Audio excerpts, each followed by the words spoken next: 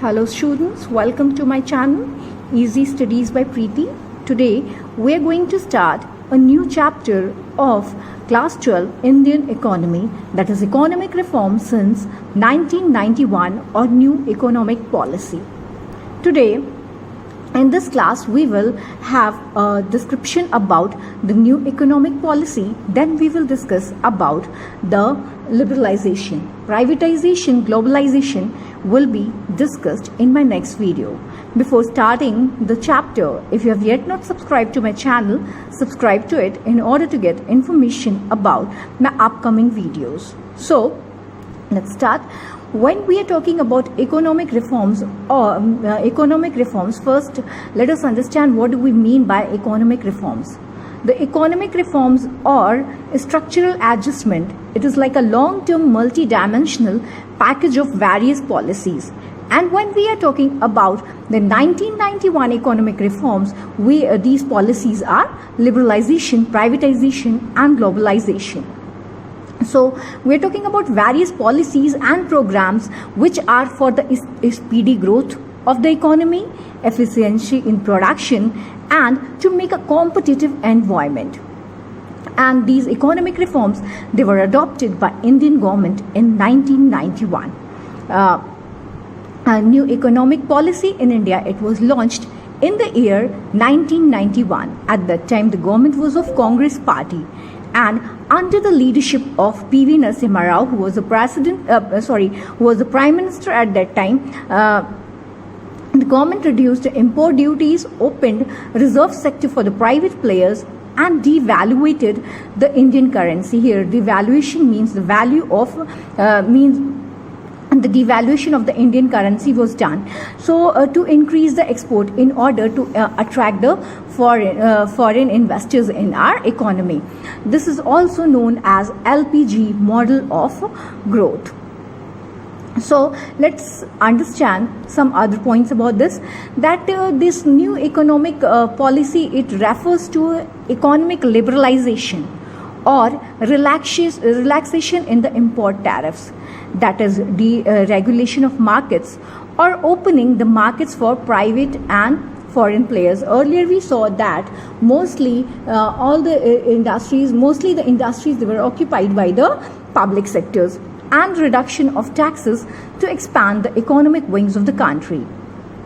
Our former Prime Minister Manmohan Singh is considered to be the father of new economic policy of India, as he was the finance minister at that time.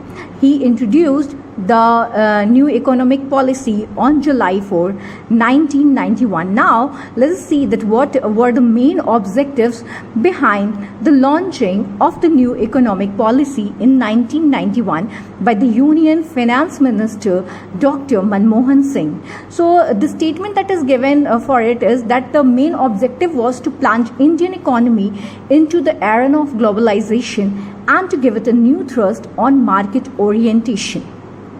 Now, arena of globalization means that earlier we saw that India had adopted an inward or self-sufficiency kind of thing, as we saw in the second 5-year plan. But now it was this economy means it was now open for the other countries also. Now what we are saying that LPG was set to replace LQP. Here LPG is liberalization, privatization and globalization. LQP means licensing, quota and permit. In our previous classes what we saw that the licensing method was prevailing, quota and permit. So it was a kind of tedious thing for the industries also at that time to do all these things, as they had to take licensing for the expansion or for setting up an industry. Corruption was also rather rising at that time. Now let's see that what was the need for this economic policy, that why was this economic policy introduced. So the first reason is high fiscal deficit. Means fiscal deficit means that whatever the government is borrowing from other countries like loan for its excess expenditure over revenue during a year. So here what we say that fiscal deficit, it was estimated to be 5.4% of GDP in 1981-82 and in 1991 it came up to 8.4% of the GDP. Now the second need was BOP crisis, that is balance of payment crisis. The difference between the total asset and the total of payments of a country with the rest of the world is known as BOP. So in 1980-81, the current account deficit, it was 2,214 crore, and in 1991 it was 17,367 crore. The borrowings from rest of the world, so in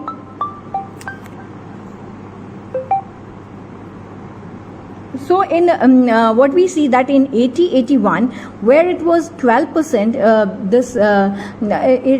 of GDP, means जो loan को चुकाने में जा रहा था वो 12% of GDP जा रहा था, and 1990-91 तक हम क्या देखते हैं कि means 23% of the GDP was going for all these things. There was also a fall in foreign exchange reserve, that is forex. It was low that these were not enough. वो इतना भी नहीं था कि 14 days के import bills भी उससे चुकाए जा सकें.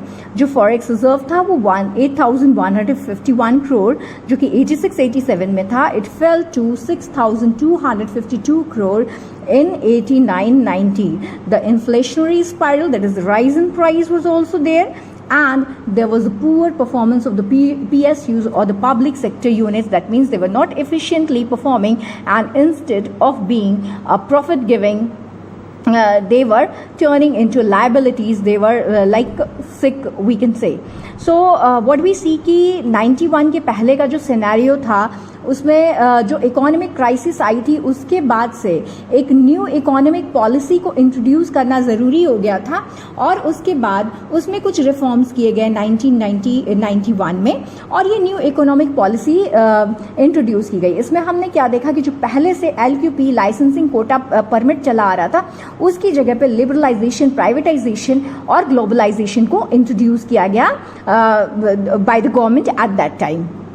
Then what we see that the international investors, they were not encouraged by government. उनको encourage नहीं किया जाता था by government to take tax notes, and the tax notes, they were very high.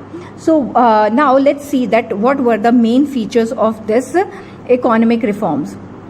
And the main features were liberalization, privatization and globalization. We will be discussing about these three.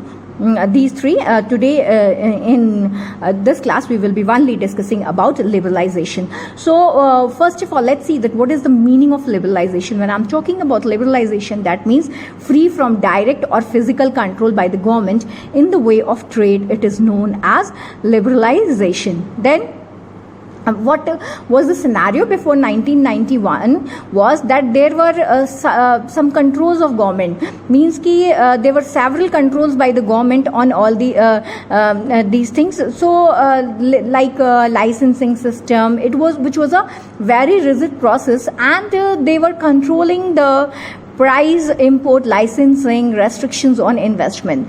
Then what were the reforms that were done under liberalization? First of all, we will be discussing about the industrial reforms.